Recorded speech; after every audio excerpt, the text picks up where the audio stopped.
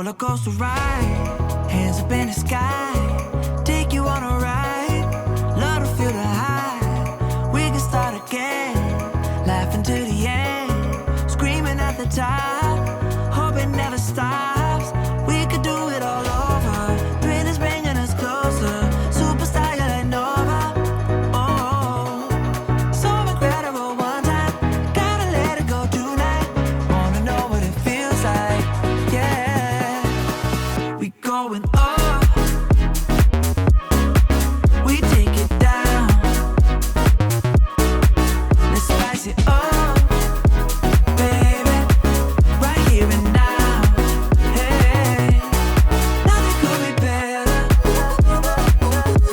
so high up in the clouds, let's make it last forever, can nothing bring us down, oh, roller coaster,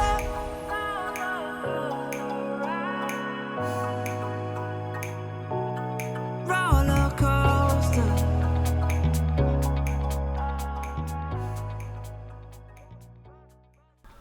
안녕하세요, 진혁습니다. 드론을 구매하고 나서 나도 좀 퀄리티 있고 좀 멋있는 영상, 시네마틱한 영상을 찍고 싶은데 어떻게 조정을 하면 그런 영상이 나오는지 잘 모르겠다. 조정법이 너무 어렵다. 이렇게 말씀하시는 분들 자주 만납니다. 그리고 드론을 촬영을 하려고 나가면 이거 좀 잘 모르니까 마스터샷 한번 찍어보고 퀵샷 몇 개 실행해보고 액티브 트래킹 한두 번 하다 보니까 아 이게 드론 촬영 너무 어렵다, 이 재미없다 이렇게 하면서 손을 놓으시는 분들 상당수 있을 겁니다. 오늘은 그런 분들을 위한 영상이고요, 퀄리티 있는 영상 촬영을 위한 조정법에 대해서 이야기를 해보도록 하겠습니다.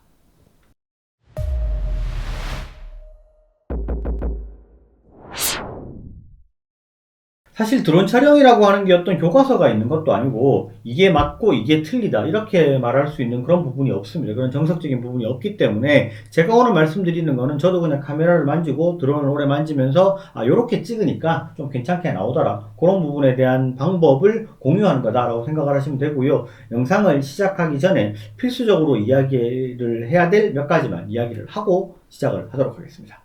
첫 번째로 지금 영상에서 설명하는 왼쪽 오른쪽의 기준은 모드 2 기준입니다. 오른손은 앞, 뒤, 좌우의 비행 컨트롤, 왼손은 고도와 회전을 컨트롤하는 설정을 모드 2라고 합니다. DJI의 센서 드론의 디폴트 설정 값이라고 보시면 되고요. 두 번째는 촬영할 때 컨트롤러의 설정입니다. 카메라에 들어가셔서 격자선, 이 세 가지 설정을 전부 켜주시는 게 좋습니다. 그리고 컬러 디스플레이 어시스턴트 기능을 켜주시는 걸 권장을 합니다. 그래야지 컨트롤러에 보이는 영상이 실제로 촬영되고 있는 결과물에 가깝기 때문에 촬영할 때 조금 도움이 됩니다.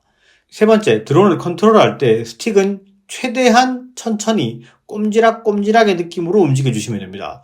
촬영된 결과물을 봤을 때 드론을 빠르게 움직일 때보다 느리게 움직이는 게 건질 수 있는 영상이 훨씬 많습니다. 컨트롤이 빠르면 영상의 앵글이 흔들리고 정신이 없어 보이기 때문에 결과적으로 쓸만한 영상이 별로 없습니다.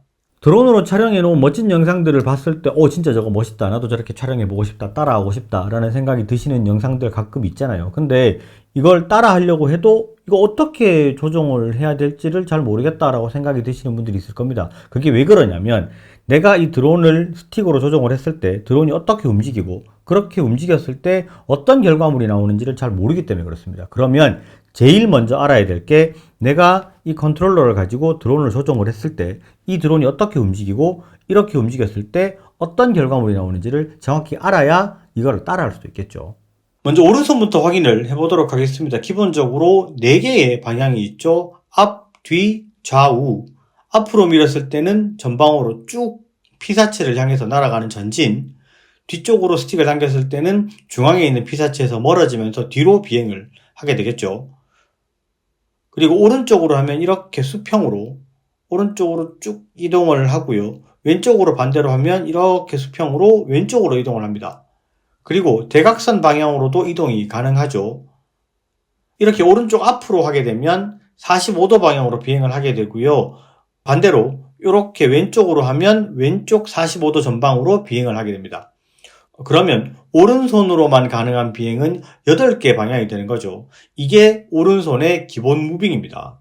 자, 이거는 아주 기본 중의 기본입니다. 실제로 이런 내용을 가지고 영상을 만드냐라고 이야기를 할 만큼 정말 기본적인 내용입니다. 그런데 이 오른손의 무빙에 왼손이 더해졌을 때 시네마틱한 영상, 그리고 좀 다이나믹한 영상들이 나오기 시작합니다. 제일 먼저 이 다이얼, 짐벌을 움직이는 다이얼의 움직임부터 한번 추가를 해보도록 하겠습니다. 그러면 여기서 짐벌의 각도만 변화를 한번 줘보도록 하겠습니다. 왼손 앞쪽에 있는 다이얼이 짐벌 각도를 조절할 수 있는 다이얼이죠.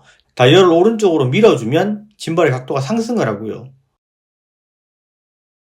왼쪽으로 당겨주면 짐벌의 각도가 내려갑니다. 짐벌의 움직임은 이 두 가지밖에 없습니다. 심플하죠. 이 다이얼을 밀고 당기고에 따라서 짐벌이 내려갔다 올라갔다 합니다. 그런데 이 짐벌의 각도에 따라서 앵글이 가장 많이 변하기 때문에 실제로 이것만 추가를 해줘도 굉장히 영상이 좀 다채로워진다고 볼 수 있습니다. 그러면 오른손의 무빙과 짐벌만 가지고 영상을 몇 가지를 한번 보도록 하겠습니다. 자, 첫 번째는 짐벌을 아래쪽으로 90도 수직으로 내려주고요. 그 후에 오른손은 전방으로 비행을 하면 영상이 이렇게 됩니다. 보통 버드아이 뷰, 직부감 이렇게 표현을 하죠. 단지 앞으로만 비행을 하는데 피사체의 변화가 심하기 때문에 뭔가 이야기가 전개가 되고 있다라는 이런 느낌을 줄 수 있습니다. 자, 두 번째 영상입니다. 이번에는 동시에 같이 움직여 보겠습니다. 최초의 짐벌이 아래쪽 20도 방향으로 보고 있는데 이 상태에서 앞으로 비행을 하면서 짐벌의 각도를 내릴 겁니다. 그러면 이런 식으로 화면의 중앙에 위치한 피사체에 시선이 집중되는 효과를 줄 수 있습니다. 자, 그 다음 세 번째, 반대로 조작을 한번 해보죠. 짐벌의 각도를 올리면서 앞으로 비행을 하면 자, 지금과 같은 이런 느낌의 영상이 됩니다. 약간은 뭔가 희망찬 느낌의 영상이 되죠. 길을 따라 앞으로 쭉 가면서 뭔가 스토리가 좀 빠르게 전개가 될 것 같은 그런 느낌을 느낄 수 있죠. 다음 네 번째는 카메라 앵글은 아래쪽 25도 정도 수준으로 고정을 하고요. 비행도 아래쪽에 길을 따라 쭉 대각선으로 비행을 하는 거고요.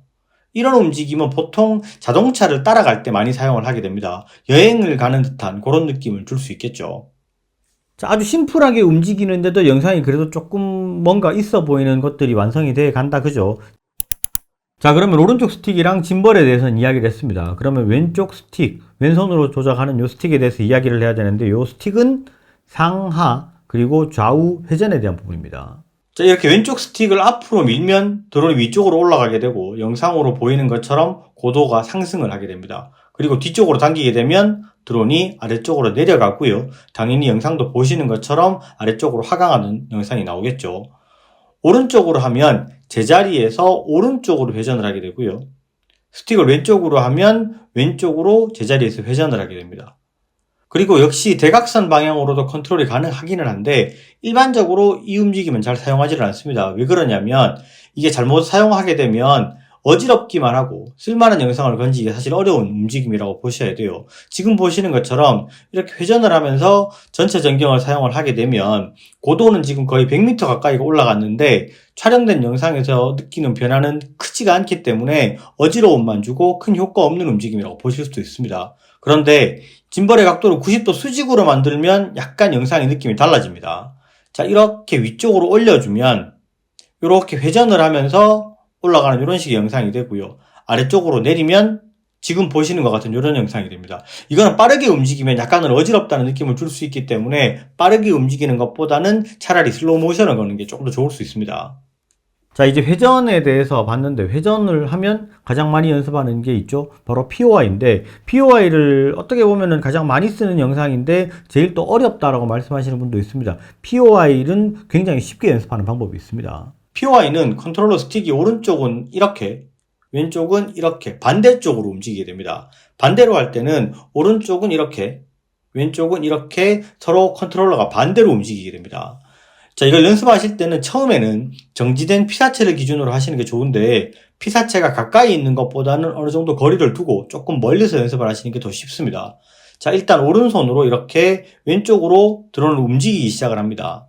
그 다음에 왼손을 오른쪽으로 움직이면 되는데 그러면 가운데 격자선에 피사체를 이렇게 맞추면 돼요.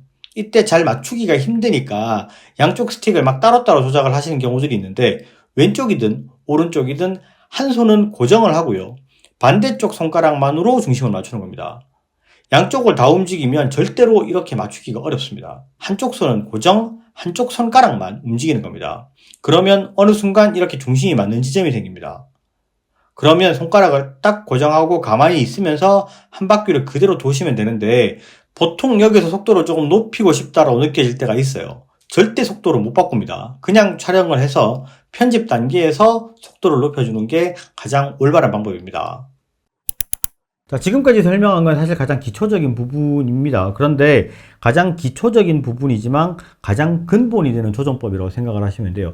이렇게 조정법을 어느 정도 수준은 알아줘야 내가 스틱을 컨트롤했을 때 드론이 어떻게 움직이고 드론이 움직이면 이렇게 영상이 나오는구나를 알아야 다음에 내가 따라하고 싶은 영상을 보더라도 요거를 이렇게 컨트롤했구나라는 거를 이해하실 수가 있는 그런 상황이 됩니다. 그러면 인트로에서 봤던 영상을 어떻게 무빙을 하는지 한번 확인을 해보도록 하죠. 자, 이거는 저스트하게 상승만 한 겁니다. 아래쪽으로 90도를 보고 있고 상승만 한 영상이고요. 다음은 오른손은 전진, 왼손을 오른쪽으로 해서 선회를 한 거고요. 요게 POI죠. 양손이 가운데로 모아져서 회전이 된 거고요. 자, 이거는 설명을 했었죠. 오른손은 앞으로 전진, 왼손은 짐벌 다이얼을 바깥쪽으로 해서 움직인 겁니다. 이렇게 해서 끝까지 90도로 만들어준 거예요.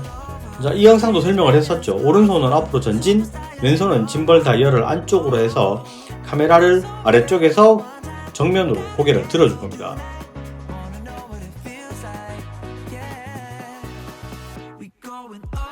그리고 이건 왼손을 왼쪽 아래쪽으로 스파이럴 한 거고요.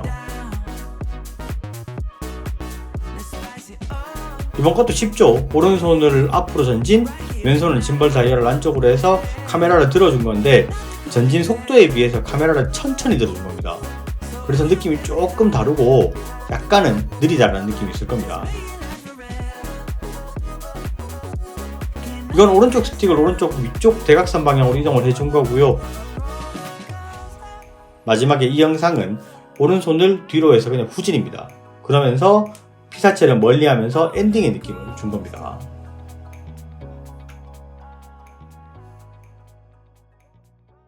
설명을 쭉 들으시면서 뭐 별거 없네? 쉽네? 라고 느끼셨으면 영상을 잘 따라오신 거라고 생각이 됩니다. 실제로 인트로에 사용된 영상 같은 경우에도 굉장히 심플하고 기초적인 무빙으로 촬영된 영상입니다. 그렇기 때문에 어떻게 보면 밋밋할 수 있는 그런 영상이죠.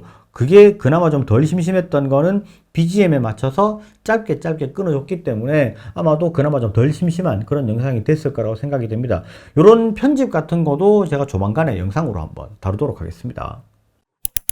오늘 내용은 입문자들의 입장에서 어떻게 보면 좀 어려울 수 있다고 생각되는 조정법이라는 단어를 좀 쉽게 다가올 수 있도록 설명을 하려고 노력을 많이 했습니다. 좀 마음에 드셨을지는 잘 모르겠고요. 실제로 이게 왼손 스틱 사용하는 방법에 대해서는 좀 그렇게 많이 다루진 않았어요. 이게 지금도 영상이 긴데 이렇게 이제 왼손까지 다 다루면 너무 영상이 좀 길어질 것 같아서 여기까지 하고요. 만약에 이 부분까지 영상을 완전히 마스터했다라고 생각이 될 때쯤 제가 이 편을 가지고 다시 돌아오도록 하겠습니다. 그리고 이런 부분 이외에 뭐 다른 부분 좀 궁금한 것들이 있다 하시면 댓글을 주시면 제가 바로바로 답글을 드릴 거고 제품 구매에 대해서도 문의를 하시면 제가 바로바로 답글을 드릴 수 있도록 하겠습니다. 오늘 영상은 여기까지 하고요. 영상이 좋으셨으면 좋아요, 구독 꼭 부탁드리겠습니다. 감사합니다. 진했었습니다.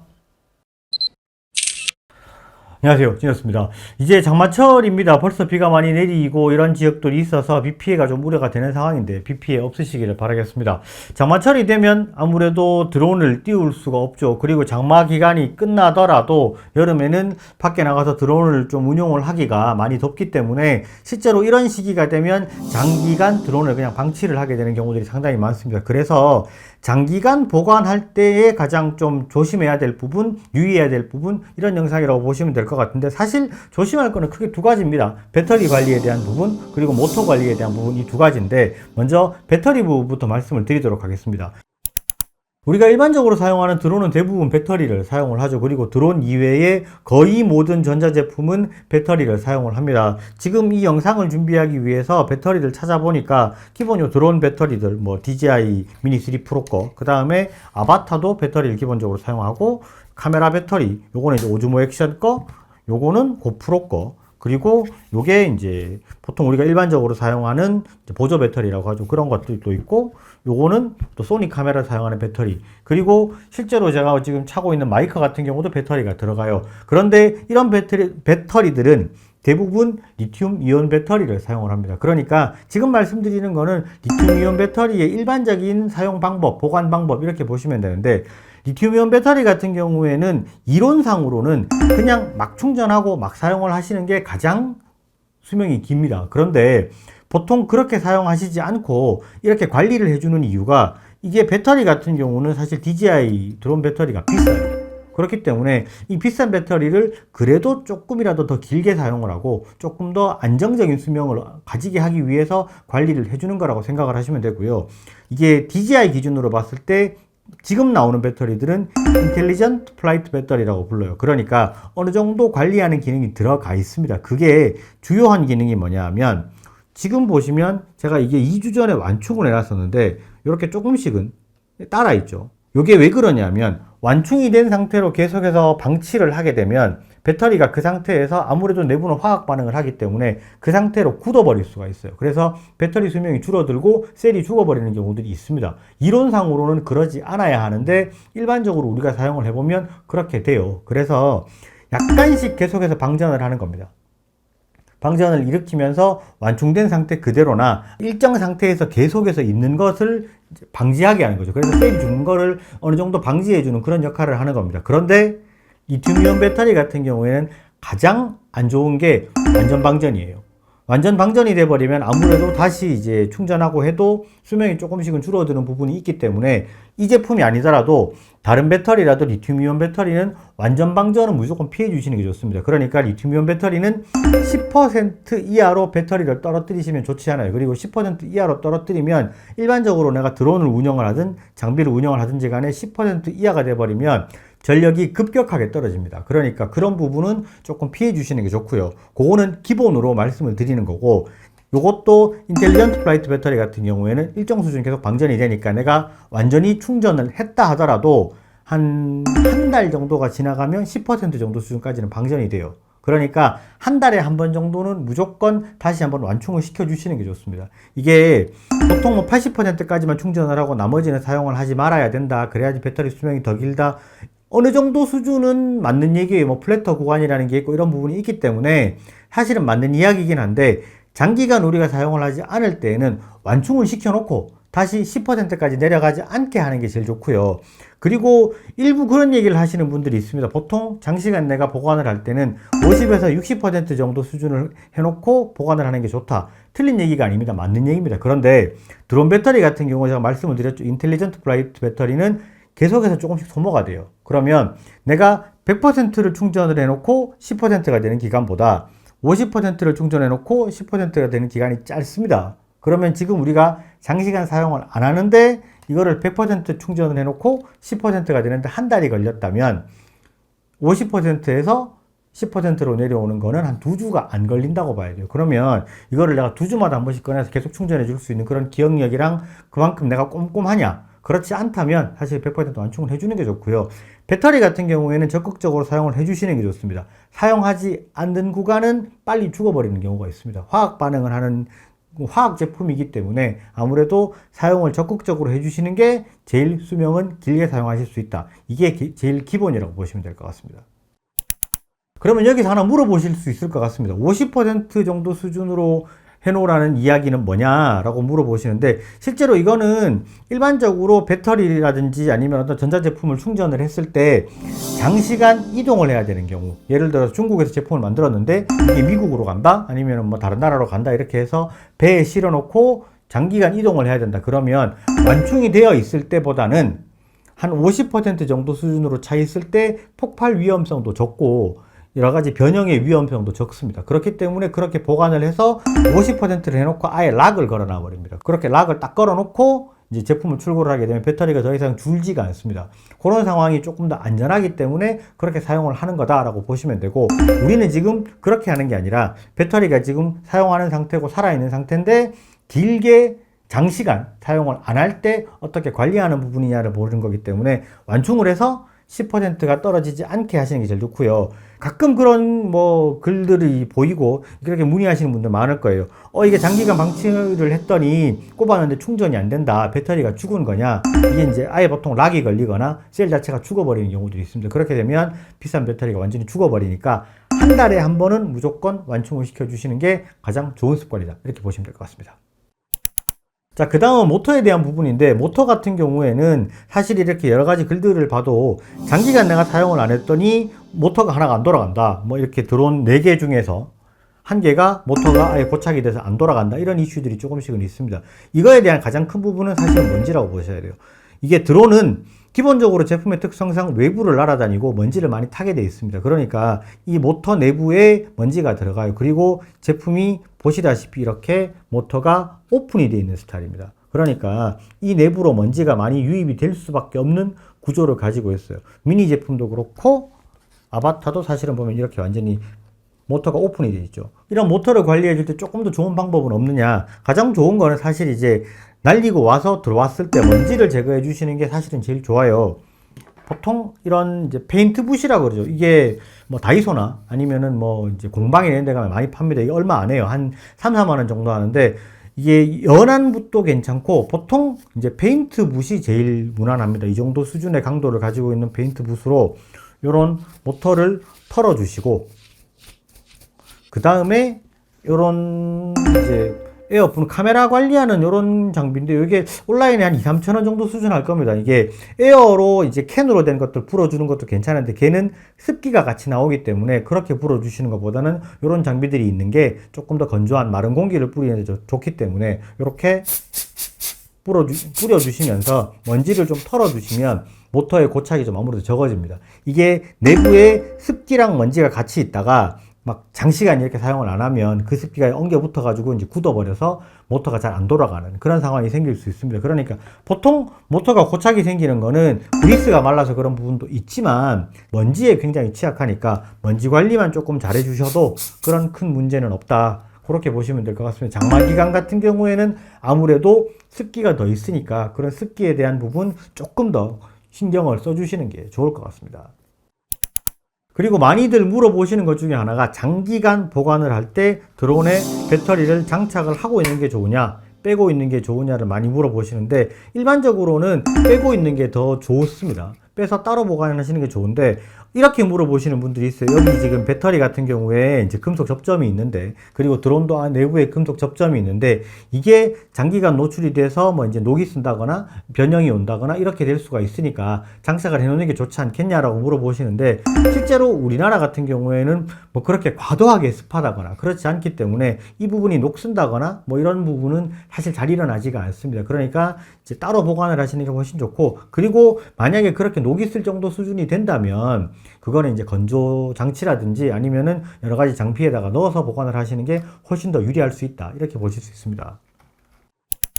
자, 오늘 제가 말씀드린 부분은 사실은 대부분 아는 내용이고 굉장히 간단한 부분입니다. 그런데 많이들 물어보시는 게 드론이 사실은 좀 고가의 취미잖아요. 좀 뭐 100만 원대들이 대부분 넘어가고 비싼 제품들은 3, 400만 원을 넘어가는 제품들인데 배터리 같은 경우에도 뭐 사면 한 20만 원, 30만 원 정도 수준 하기 때문에 아무래도 조금 더 관리를 해서 장시간 사용하고 싶은 분들이 있기 때문에 많이들 물어보신다고 생각을 하고 이런 부분 조금만 신경 써서 관리를 해주면 아무래도 내 비싼 드론 조금 더 길게 안전하게 비행하실 수 있으니까 이런 부분 조금만 더 신경을 써주시면 좋을 것 같습니다. 오늘 영상은 여기까지 하고요. 영상이 좋으셨으면 좋아요, 구독 꼭 부탁드리겠습니다. 감사합니다. 진했었습니다.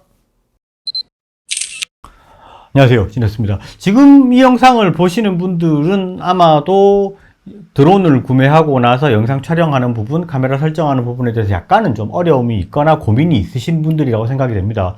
이게 드론을 구매를 해서 촬영을 해보고 나면 이게 카메라 설정에 따라서 약간씩은 좀 변하고 화질이 좀 좋아지고 안 좋아지고에 대한 차이가 있는데 이게 어떻게 설정을 하면 되는지가 사실은 좀 어려운 부분이 있습니다. 이게 드론도 하나의 카메라이기 때문에 설정하는 거에 따라서 약간씩은 다르고 메뉴도 조금 복잡한 부분이 있기 때문에 오늘은 요 RC 컨트롤러를 기준으로 해서 어떻게 설정을 하면 되는지 설명을 드리도록 하겠습니다.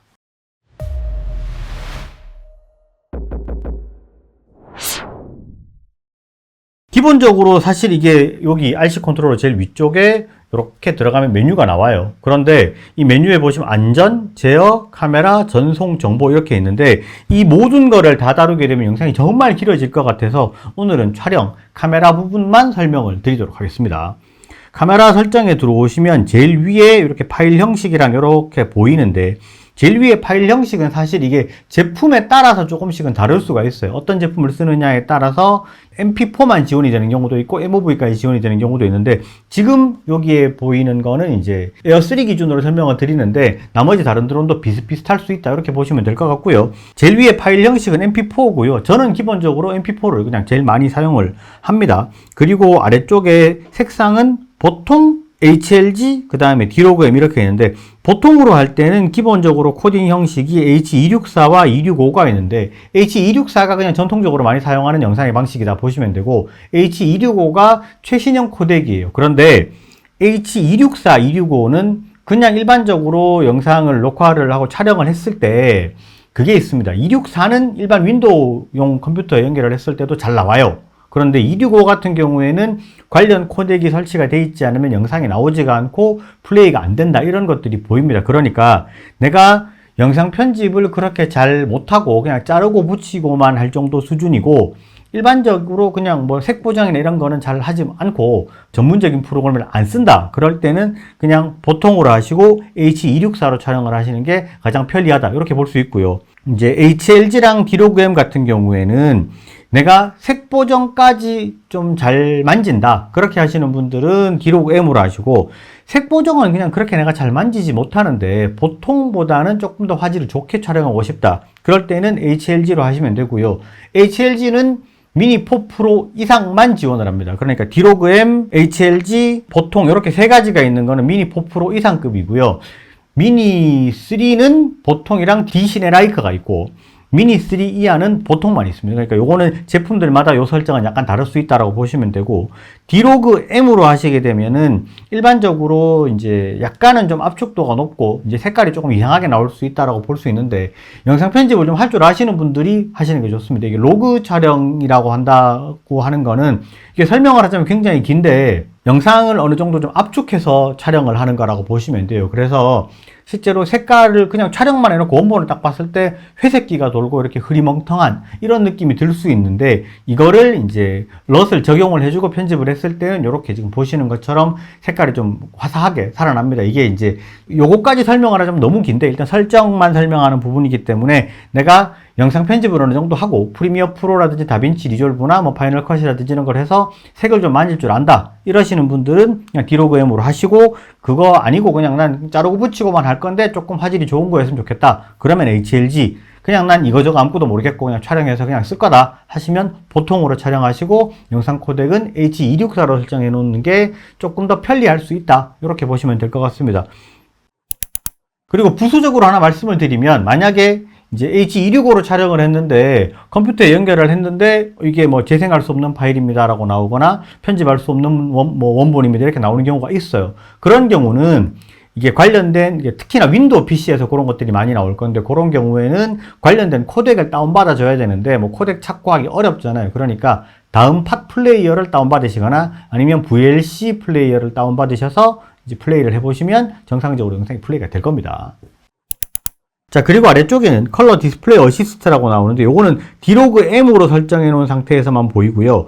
왜 디로그M으로 설정해 놓은 상태에서 보이냐 하면 아까 제가 디로그M으로 촬영을 하면 화면이 좀 흐릿하게 보인다라고 말씀을 드렸잖아요. 자, 지금 여기서 컬러 디스플레이 어시스트를 끄면 뒤쪽에 영상이 약간 좀 흐리게 변해요. 자, 보시면 이렇게 지금 흐리게 나오죠. 약간 회색빛이 돌고요. 이걸 켜면 정상적으로 나오죠. 이거는 내가 촬영을 할 때 이거는 촬영자에게 보이는 요 컨트롤러에서만 보이는 겁니다. 컬러 디스플레이 어시스트를 켜고 촬영을 하게 되면 실제로 이 럿을 적용을 한 것처럼 보여요. 내가 럿을 적용을 했을 때 아 요런 색깔이 나오는구나를 요 컨트롤러에서 그냥 보여주는 겁니다. 그거에 대한 부분을 말씀을 드리는 거고요.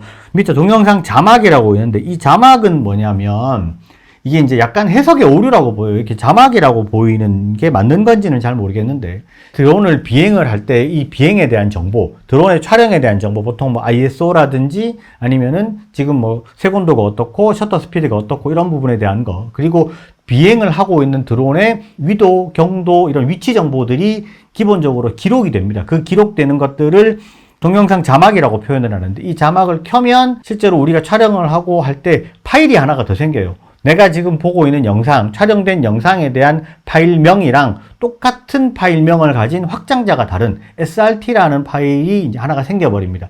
저는 개인적으로 기록을 해놓으시는 거를 더 권장을 합니다. 왜냐하면 촬영을 해놓고 나중에 이 영상을 봤을 때 이게 셔터 스피드가 얼마였더라? 아니면은 이게 내가 세곤도를 어떻게 해놓고 촬영을 했더라를 잘 모를 때가 있습니다. 그럴 때 한 번씩 확인하기가 좋기 때문에 저는 촬영을 조금 전문적으로 하시는 분들이면은 해놓으시는 거를 권장을 하고, 나는 그냥 이런 편집이랑은 잘 모르겠고 그냥 막 쓸 거다. 그리고 이게 SD카드에 저장되는 용량을 줄이는 게 목적이다. 그러면은 동영상 자막을 꺼놓으시는 게 더 나을 수도 있습니다.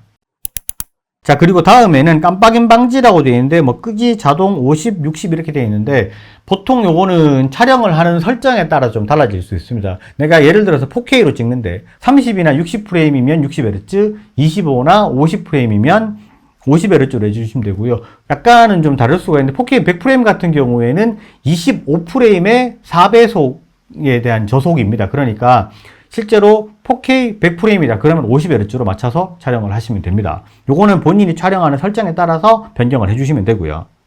히스토그램이라고 하는 거는 지금 보시면 이렇게 띄우면 이렇게 하이피크 레벨이라든지 이런 부분이 나와요. 근데 이거는 히스토그램은 일반적으로 카메라를 옛날부터 썼던 분들은 요거를 띄우시는데 실제로 히스토그램을 보실 줄 아는 분이면 이 영상을 지금 안 보실 거라고 생각해요. 그러니까 일반적으로 저는 히스토그램을 띄워놓지 않습니다. 왜냐면 이게 그 디스플레이가 너무 작기 때문에 이거저거 다 띄워놓으면 사실 정신이 없어서 저는 안 띄워놓는 편이고요. 피크 레벨 같은 경우도 그냥 꺼놓습니다. 이거는 이제 자동 포커스가 아닌 매뉴얼 포커스를 쓸 때 포커스가 어디에 맞았는지를 확인하기 위해서 쓰는 건데 보통 일반적으로 드론으로 촬영을 할 때는 대부분 오토포커스로 날리실 거라고 봅니다. 그러니까 저는 피크 레벨을 꺼놓는다 이렇게 보시면 될 것 같고, 노출 과다 경고는 뭐냐 하면 이렇게 지금 보시면 조명 쪽으로 이렇게 비추잖아요. 그러면 이렇게 하얗게 자보라 패턴이 생깁니다. 얼룩말처럼 생긴 이게 자보라 패턴이라고 부르는데 이렇게 패턴으로 날아가 버린 거는 아예 허옇게 이제 날아가 버리는 거예요. 이렇게 노출 과다가 된 영상 같은 경우는 실제로 써먹을 수가 없는 부분이기 때문에 이렇게 영상이 노출이 많이 날아가는지 아닌지에 대한 부분을 내가 좀 컨트롤 많이 하고 싶다. 이게 밖에 나가서 하늘을 찍었는데 하늘이 나는 구름이 너무 예뻐서 촬영을 하고 싶은데 하늘 자체가 이제 너무 이렇게 노출이 올라가 버리면 허옇게 나오거든요. 근데 그렇게 됐는지 안 됐는지 이거를 볼 때 잘 모를 수 있으니까 노출 과다 경고를 켜놓으면 이 자보라 패턴이 나온다. 그러면 이게 노출이 좀 과다로 날아갔네? 그러면 이제 셔터 스피드를 조절한다든지 아니면은 ISO를 조절한다든지 해서 이 노출을 좀 맞출 수 있는 그런 부분이 있습니다. 근데 이거는 이제 일반적으로 내가 잘 모르겠다. 그럼 꺼놓으시면 됩니다. 그래야지 좀 더 촬영하기에는 편할 수 있다. 이렇게 볼 수 있을 것 같습니다. 그리고 격자선 같은 경우에는 이게 끄시면 다 꺼버리면 이렇게 아무것도 없죠. 근데 이 격자선 같은 경우 언제 많이 쓰냐면 촬영을 할 때 우리가 POI를 할 때도 어느 정도 이게 내가 여기에다 이제 피사체를 배치해야 되겠다. 여기에다 배치를 해야 되겠다가 대충 눈대중으로 봐서는 잘 안 보이니까 지금 보시는 요쪽에다가 내가 영상을 피사체를 배치를 해서 촬영을 한다든지 아니면 요쪽에다가 피사체를 배치한다든지 아니면 이렇게 배치를 한다든지 하는 게 어느 정도 내가 이제 좀 설정을 할 수 있잖아요. 그러니까 그런 부분을 할 때 참고할 수 있도록 보이는 거고, 요거는 설정을 해도 이게 촬영하는 나만 보이는 거지 실제로 영상에는 이렇게 보이지 않는다. 이렇게 보시면 될 것 같습니다. 그리고 화이트 밸런스 같은 경우는 자동 수정, 이건 여기서 잡으셔도 되고 밖에서 잡으셔도 되고요. 스타일 이거는 사실 뭐 선명도, 노이즈 감소 이렇게 보이는 건데 요거는 저는 개인적으로 그냥 있는 대로 그대로 놔둡니다. 건드리지 않습니다. 그냥 놔두면 될 것 같고, 밑에 저장 장치, SD카드, 내부 저장 장치 요거는 뭐 아실 거고, SD카드로 하시면 우리가 장착한 SD카드에 녹화가 되는 거고, 내부 저장 장치로 하게 되면은 드론에 있는 기본적으로 달려있는 굉장히 작은 메모리, 뭐 8기가 정도 수준 되는데 SD카드를 안 가지고 갔다. 근데 긴급하게 촬영을 좀 해야 된다. 그러면 요거를 쓰시는 것도 나쁘진 않습니다. 이제 디테일한 설정은 외부에서 여기서 하시면 되는데, 여기에 우리가 제일 왼쪽 밑에 오토라고 되어 있죠. 오토를 터치하면 이렇게 바뀌죠. 이렇게 바뀌었을 때 앞뒤로 이렇게 중간에 있는 바가 이렇게 갈라져 있죠. 이 바를 기준으로 앞뒤로 되어 있는데 앞에 대한 부분을 보면 여기에 내가 4K로 할지 FHD로 할지 이렇게 이제 바꿀 수가 있죠. 그 다음에 FHD 같은 경우도 보시면 9:16 요건 새로 촬영을 할지 이렇게 이제 설정을 할 수 있는 부분이고, 그 그다음 이렇게 프레임 수 이렇게 왔다 갔다 조절을 하면서 바꿀 수가 있습니다. 근데 보통 저는 그냥 4K 60프레임으로 촬영을 많이 하는 편이고요. 요거는 자주 쓰는 기능을 그냥 밖으로 빼놨다고 생각하시면 돼요. 아까 카메라 설정에 있는 자주 쓰는 기능을 밖으로 빼서 조금 더 편하게 설정할 수 있도록 하는 거고, 요 위쪽에 색온도는 지금 디테일하게 말씀을 드리면 자동, 그 다음에 이렇게 꺼놓으면 수동으로 잡는 건데, 저는 촬영을 할 때는 자동으로 설정을 하지 마라고 말씀을 드립니다. 그 이유가 뭐냐면 실제로 이 드론이 이쪽을 보고 있는 거랑 이쪽을 보고 있는 거랑 이쪽을 보고 있는 거랑 사실 이 색온도가 같을 수가 없습니다.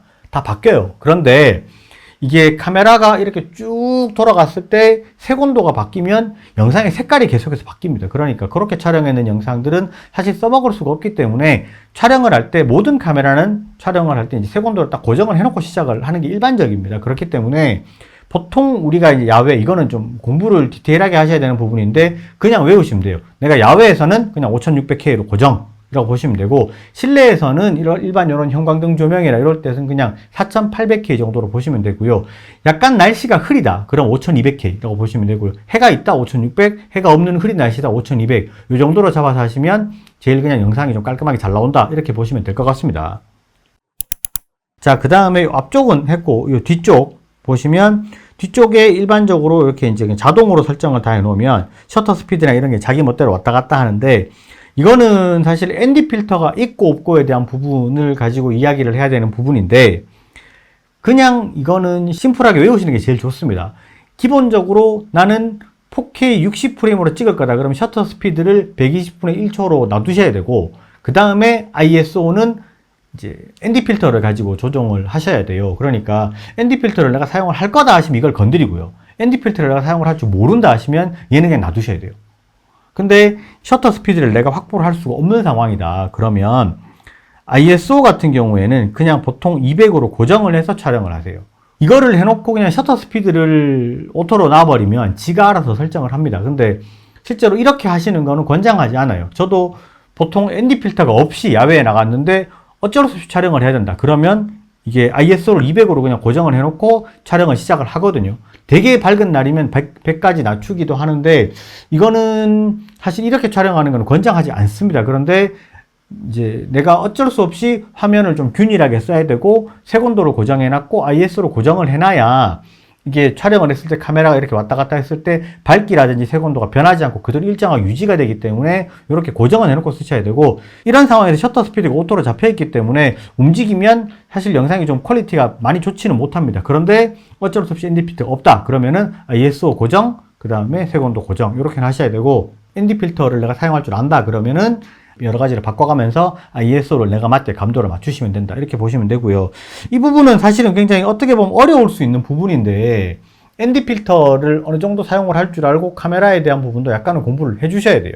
이게 드론이 기본적으로 100만원대가 다 넘어가잖아요. 지금 이제 미니 4프로만 해도 130만원 가까이 하는 부분이 있기 때문에 그 정도의 카메라를 샀으면 내가 촬영을 할 때 어느 정도 설정에 대해서 공부를 하잖아요. 그런데 드론을 사면 공부를 안 하시는 분들이 너무 많아요.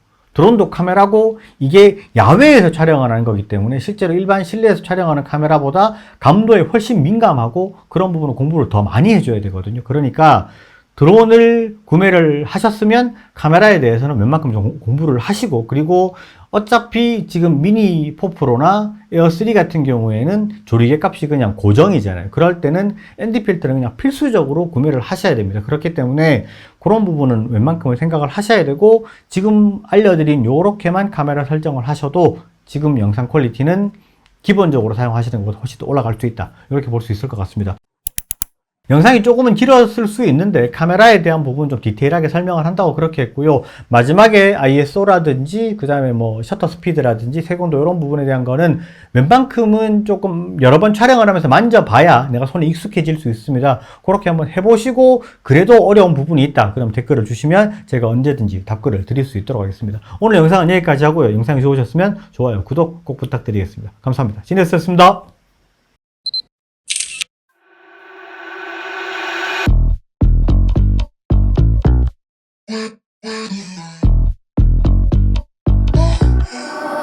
I wonder who hurt you. I wonder who made you so mad. Tell me, where did you learn to you're such a drag. What's it feel like never having no real life? I don't know how you deal. I can't imagine your pain. I'm just minding my business, but you so when you feel there's something wrong with your brain. 'Cause every time you talk it sound like blah blah blah blah blah blah blah blah blah. I'm just hearing blah. 안녕하세요, 진호입니다. 인트로에서 보신 영상은 ND 필터를 이용해서 셔터 스피드, ISO 그리고 색온도까지 완벽하게 설정을 해서 촬영을 한 영상입니다. 영상을 보면서 조금 안정적인 느낌이고 색감도 괜찮다 이렇게들 느끼셨을 것 같은데, 실제로 드론을 구매하신 분들 보면 ND 필터에 관련돼서 영상들을 굉장히 많이 찾아보셨을 거예요. 그리고 저도 영상을 많이 봤는데 ND 필터에 대해서 정확하게 설명하는 영상이 거의 없는 게 사실입니다. 실제로 자연스러운 모션 블러를 위해서 한다 이렇게 말씀을 하시는 분들이 많은데, 실제로 자연스러운 모션 블러가 뭔지도 설명을 안 하고 그게 왜 필요한지도 설명을 잘 안 해요. 그리고 정확하게 ND 필터를 사용하는 방법에 대해서 설명하는 영상이 거의 없습니다. 그래서 오늘은 정확하게 ND 필터를 사용하는 방법에 대해서 설명하도록 하겠습니다.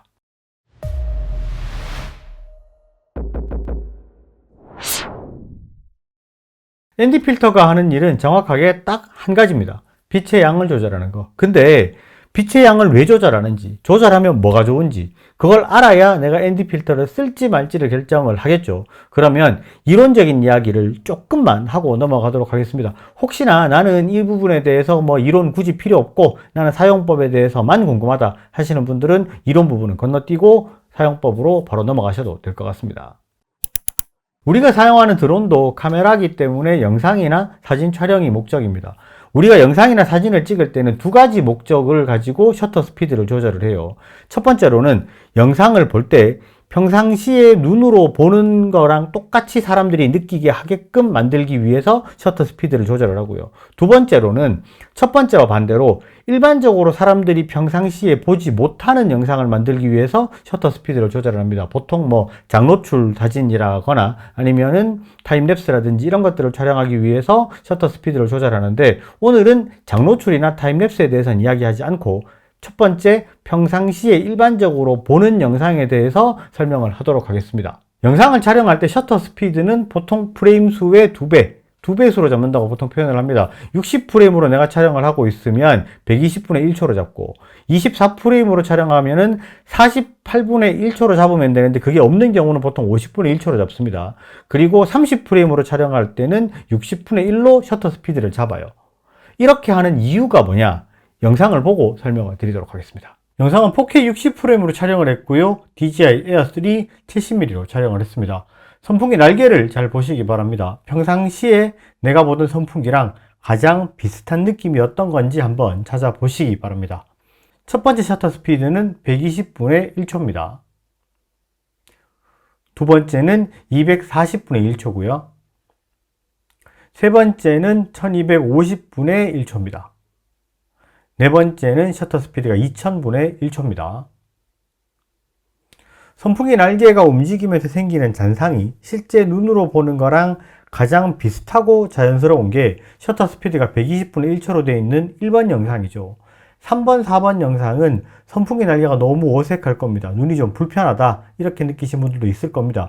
이렇게 선풍기 날개가 돌아갈 때 생기는 잔상처럼 물체가 움직일 때 생기는 잔상을 모션 블러라고 합니다. 모션 블러가 가장 자연스러운 거는 120분의 1초였습니다. 60프레임 기준으로 120분의 1초로 놔야 된다. 이건 그냥 공식처럼 생각을 하시면 돼요.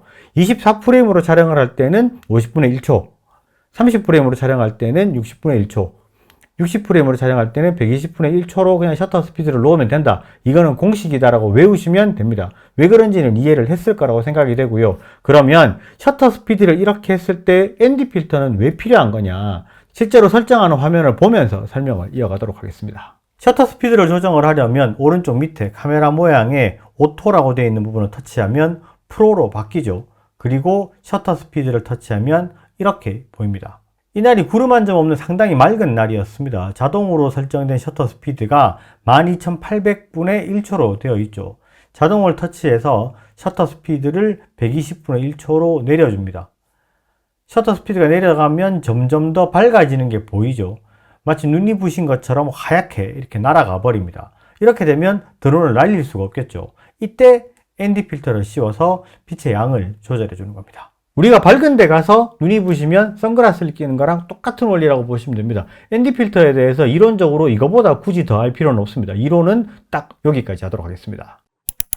자, 이제 이 ND 필터를 사용하는 방법에 대해서 설명을 하도록 하겠습니다. 우리가 보통 ND 필터를 개봉을 하면 보통 뭐 4가지나 6가지 정도 수준의 ND 필터가 들어가 있습니다. 오늘 사용할 ND 필터는 프리웰 제품이고요. 이 제품의 경우는 ND16, 32, 64, 128 이런 식으로 되어 있는데 이 숫자가 뭘 의미하느냐? 심플합니다. 숫자가 커질수록 더 진한 선글라스라고 보시면 되고요. 16보다 32가 2배 진하고 32보다 64가 2배 진하고요. 128은 당연히 64보다 2배 진합니다. 2배가 더 진해지는 것을 한 스탑씩 어두워진다 라고 표현을 합니다. 자, 그럼 지금부터 ND 필터를 정확하게 사용하는 방법을 설명하도록 하겠습니다. 야외 촬영 장소로 나왔습니다. 지금은 오후 1시 30분경이 되었고요. 구름이 하나도 없는 아주 맑은 날이었습니다. 제일 먼저 자연스러운 모션 블러가 들어간 영상을 위해서 셔터 스피드를 맞춰야 되겠죠. 셔터 스피드를 120분의 1초로 맞춥니다. 여기서 위쪽에 ISO는 일단 자동으로 놔두세요. 요거는 촬영을 시작하기 직전에 수동으로 설정을 할 겁니다. 이 상태에서 내가 원하는 ND 필터를 끼우면 돼요. 드론 짐벌을 잡고 카메라 앞부분에 끼워져 있는 렌즈 보호 커버를 옆으로 살짝 돌리면 이렇게 빠집니다. ND 필터는 지금의 날씨와 밝기를 보고 끼워야 되는데 일단 사용 방법을 설명하는 영상이니까 조금 강하더라도 ND64를 끼워 볼게요. 그리고 나서 조정기 화면에 보이는 영상을 보면 노출이 어느 정도 맞춰지는 것처럼 보이죠. 여기서 잠깐만 추가 설명을 좀 할게요. ISO 값 같은 경우에는 주간 촬영을 할 때 제 기준에서 보통 100, 200, 400 정도까지는 사용을 합니다. 실제로 800까지도 맥시멈 올라가면 사용을 하기도 하는데 800은 잘 사용하지 않는 이유가 이게 안부에서 가끔 노이즈를 탈 때가 있습니다. 제품에 따라서 조금씩은 다를 수 있는데 그렇기 때문에 100, 200, 400 정도로 쓰고 우리가 ND 필터를 해서 평균값을 맞췄을 때 200 정도 수준이 나와줘야 우리가 좀 멀리 드론을 보냈을 때 조금 어두운 것 같아요. 그럼 400까지 올릴 수 있고 너무 밝은 것 같아요. 그러면 또 100까지 낮출 수 있고 이렇기 때문에 실제로 그렇게 왔다 갔다 하면서 어느 정도의 한 스텝 정도의 마진폭은 있어야 되기 때문에 200 정도 수준으로 맞춰주고 사용을 하시는 게 제일 좋고요. 일반적으로 우리가 ND를 끼웠을 때 ISO 값이 200이 나온다. 그러면 내가 ND 필터를 잘 선택했다. 이렇게 보시면 될 것 같습니다. 그런데 드론을 촬영하는 위치로 옮겼을 때 ISO 값이나 색온도가 틀어질 수 있어요. 이거는 촬영하기 전에 반드시 확인을 한 번 더 해주셔야 됩니다. 지금처럼 촬영할 곳으로 이동을 했는데 밝기가 너무 어두워요. 이게 제가 ISO를 중간에 고정을 시켰는데 한번 풀어볼게요. 그러면 ISO 값이 올라가면서 막 밝아지죠. 근데 ISO가 800이 넘어요. 그러면 ND 설정이 어둡다는 얘기입니다. ND를 너무 높은 걸 끼웠다는 이야기고요. 그러면 조금 더 밝은 놈으로 한 스탑이나 두 스탑 낮은 걸로 바꿔서 끼우셔야 됩니다. 자, 여기까지가 ND 필터의 기본 사용법이라고 보시면 될 것 같고요. 이제는 조금 더 디테일한 이야기로 넘어가 보도록 하겠습니다. 자, 여기서부터는 앞의 내용보다 조금 더 전문적인 내용입니다. 그래서 약간은 재미가 없을 수도 있다는 거 먼저 말씀을 드리고요. 영상에서 시키는 대로 ND 필터를 가지고 셔터 스피드를 맞추고 해서 촬영을 했어요. 촬영을 했는데 결과물을 딱 보니까 이거 막 색깔도 좀 바뀌고 밝기도 막 바뀌는 것 같고 그래서 촬영 결과물 쓰지도 못하겠는데 라고 생각하셨던 분들이 있을 겁니다. 예를 들면 이런 영상들일 겁니다. 지금 촬영한 건 에어3고요. 셔터 스피드는 120%를 1초로 맞췄고 ISO는 자동, 색온도 설정도 자동입니다. 바닷물이랑 바위 색깔을 잘 보세요. 촬영할 때 위치를 잡고 고도를 올리면서 짐벌을 아래쪽으로 내리면 자 보세요. 보셨어요? 영상의 밝기랑 색깔이 변해버렸습니다. 이렇게 촬영된 영상은 써먹지를 못합니다. 그리고 이번에는 미니 4프로로 촬영한 영상입니다. 물이랑 나무 밝기랑 색을 한번 보세요. 이렇게 천천히 돌아가면 물의 색깔이 변해버리죠. 밝기가 변했습니다. 그리고 산의 나무들을 보면 지금은 연두색으로 약간 맑은 스타일의 밝은 색으로 되어 있어요. 조금 더 올라가면 점점 녹색으로 변하죠. 자, 이제는 진하게 녹색으로 변해버렸어요. 자, 지금 보신 두 가지 영상은 실제로 우리가 써먹지를 못하는 영상이라고 보시면 됩니다. 이게 밝기도 계속 바뀌고 색깔도 계속 바뀌기 때문에 이거는 색 보정으로 잡을 수 있는 수준이 못 됩니다. 그래서 결국 이런 영상은 폐기를 해야 되는데, 이게 왜 그렇게 되냐면 ISO랑 색온도를 자동으로 놓고 촬영을 했기 때문에 그래요. 자, 이거를 설정하는 아주 쉬운 방법을 알려드리겠습니다. 인트로 영상을 촬영했을 때의 설정이고요. 에어3로 촬영을 한 겁니다. 일단 촬영을 시작할 위치로 이동을 합니다. 지금 아래쪽에 설정을 보면 색온도랑 ISO가 시시각각으로 변하는 게 보일 겁니다. 이걸 어느 정도 평균 값을 잡아줘야 됩니다. 촬영을 시작할 위치로 가서 ISO를 먼저 잡아줄게요. 먼저 24mm가 자동으로 되어 있는데 190, 180, 160, 150 정도로 계속 변합니다. 여기서 자동으로 된 걸 수동으로 바꿔주면 100으로 가는데 조금 어둡죠? 그러면 200으로 잡고 70mm도 똑같이 ISO를 200으로 잡아주면 됩니다. 그리고 화이트 밸런스, 색온도를 잡아줘야 되는데, 색온도는 사실 이론상으로 이야기를 하면 너무 어려워지고 길어지기 때문에 그냥 이거는 외우셔도 될 것 같아요. 일상적인 낮 시간의 밝기라면 5200에서 5600 사이로 맞추면 크게 실수하는 일은 없습니다. 70mm, 24mm 둘 다 5400으로 맞춰주시면 촬영 준비는 끝났습니다.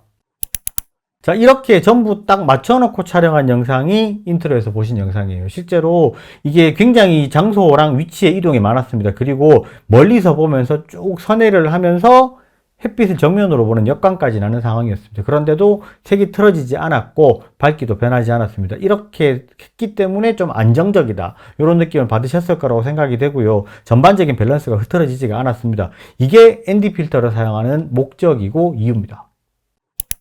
오늘은 ND 필터에 대해서 최대한 좀 쉽고 좀 사용할 때 도움이 될 만한 영상을 만들고 싶었는데, 이게 좀 이해하기가 쉬웠는지 또 정말 도움이 됐는지는 잘 모르겠습니다. 실제로 오늘 드론에 사용한 ND 필터는 프리웰 제품이고요. DJI 드론용으로는 가장 많이 판매가 되고 있는 제품이고 사실 가장 유명한 제품입니다. 이 제품 같은 경우에는 제가 공식 총판을 하고 있는 제품이고요. 국내에 11월 말에 공식 런칭이 되기 때문에 영상 하단에 링크해서 바로 예약 구매를 하실 수 있도록 되어 있습니다. 이게 보통 알리에서 많이 구매를 하셨을 텐데 국내에 공식 수입이 되고 런칭이 됐기 때문에 바로바로 구매를 해서 받으실 수 있고, 그리고 국내에서 공식 서비스까지 가능하다는 거 말씀을 드리고요. 프리웰 ND 제품은 제가 여러가지 앞으로 많이 리뷰를 하도록 하겠습니다. 그리고 DJI 제품 뭐 여러가지 궁금한 부분이 있다, 아니면은 프리웰 ND 필터에서 궁금한 게 있다, 그런 분들은 댓글을 주시면 제가 바로바로 답글을 드릴 수 있도록 하겠습니다. 오늘 영상은 여기까지 하고요. 영상이 좋으셨으면 좋아요, 구독 꼭 부탁드리겠습니다. 감사합니다. 진했었습니다.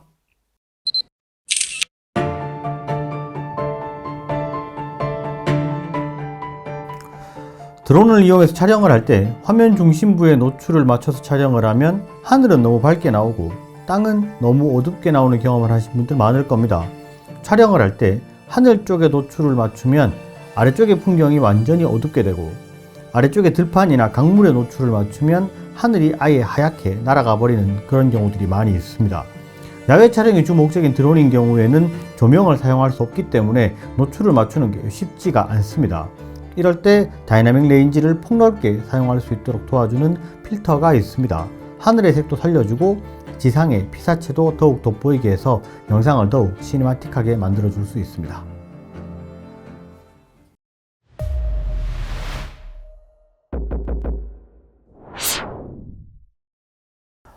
안녕하세요, 진혁습니다. 일반적으로 사람의 눈은 밝은 곳과 어두운 곳을 동시에 볼 수가 있습니다. 굉장히 다이나믹 레인지가 넓습니다. 그런데 카메라는 그렇지를 못해요. 사람의 눈의 거의 절반도 안 되는 수준의 다이나믹 레인지를 가지고 있기 때문에 밝은 곳과 어두운 곳을 동시에 촬영하는 게 거의 불가능하다, 이렇게 보시면 되는데, 드론은 카메라보다도 사실 다이나믹 레인지가 더 좁습니다. 그래서 일반적으로 촬영을 했을 때 사람 눈으로 보는 것과 결과물이 굉장히 다른 경우들이 많이 있습니다. 그럴 때 사용하면 좋은 필터가 바로 이 그레디언트 필터입니다. 일반적으로 우리가 알고 있는 드론의 필터들이랑 조금은 다르죠. 위쪽은 진하고 아래쪽으로 내려올수록 색이 없는 투명한 모습을 가지고 있습니다. 그래서 그라데이션 필터라고 부르기도 합니다. 조금 연한 느낌의 0.9 필터, 그리고 조금 더 진한 느낌의 1.2 필터 두 가지가 있고요. 필터를 사용하면 어떻게 차이가 나는지 영상으로 준비했으니까 바로 한번 보시도록 하겠습니다.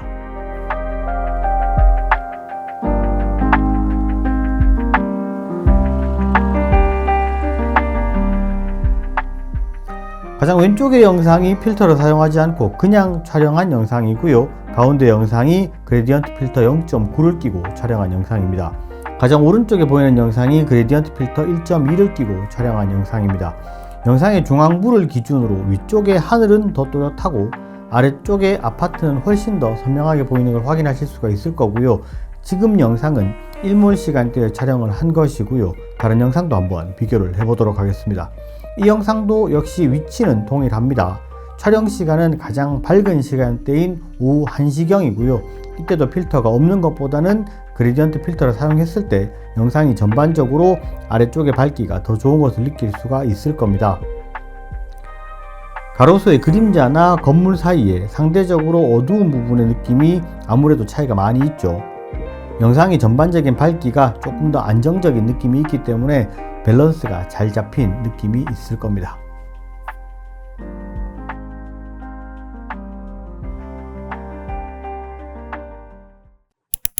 자, 이게 조금 결과물을 봤을 때 신기하죠. 실제로 더 어둡게 보이도록 필터를 끼웠는데 결과물은 더 밝아져서 다이나믹 레인지가 굉장히 좀 밸런스가 맞는 그런 영상들이 만들어졌습니다. 실제로 이거는 카메라에 페이크를 주는 거다라고 보시면 되는데, 카메라가 느끼기에는 굉장히 밝은 하이라이트 부분을 필터로 가림으로써 이게 전반적으로 어두운 상황이라고 카메라가 느끼게 만들어서 더 밝게 촬영을 해버리게 되는 건데, 실제로 이렇게 했을 때 하이라이트 부분은 어둡게 되고 아래쪽 부분이 더 밝아지면서 전반적으로 영상의 밸런스가 맞아지는 그런 효과를 가지고 올 수 있는 필터입니다. 그리고 이 필터는 미니 4 프로 전용으로 나온 제품이기 때문에 세로 촬영에도 사용할 수 있도록 되어 있습니다. 가로 촬영 시에는 H에 눈금을 맞추시고 세로 촬영에는 V에 눈금을 맞춰서 사용을 하시면 됩니다. 일출이나 일몰처럼 하늘과 땅의 밝기가 심할 때는 그레디언트 필터 1.2로 조금 강한 걸 사용해 주시는 걸 권장을 하고요. 일반적인 밝기의 낮에는 그레디언트 필터 0.9 정도로 사용하시면 필터를 사용하지 않았을 때보다 훨씬 더 좋은 결과물을 얻을 수가 있을 겁니다. 미니 4 프로는 미니 라인업 중에서 가장 상위급 제품입니다. 그리고 에어 시리즈랑 매빅 시리즈와 비교를 하더라도 실제로 화질이나 기능상에서 크게 밀리지가 않는 굉장히 퀄리티가 높은 제품입니다. 그렇기 때문에 이런 필터류들만 잘 활용을 해주더라도 영상의 퀄리티가 몇 배는 더 업그레이드가 될 수 있습니다. 필터의 구매 링크는 제가 영상 하단에 더보기란에 달아놓도록 하겠습니다. 오늘 영상은 여기까지 하도록 하고요. 영상이 좋으셨으면 좋아요, 구독 꼭 부탁드리겠습니다. 감사합니다. 지네스였습니다.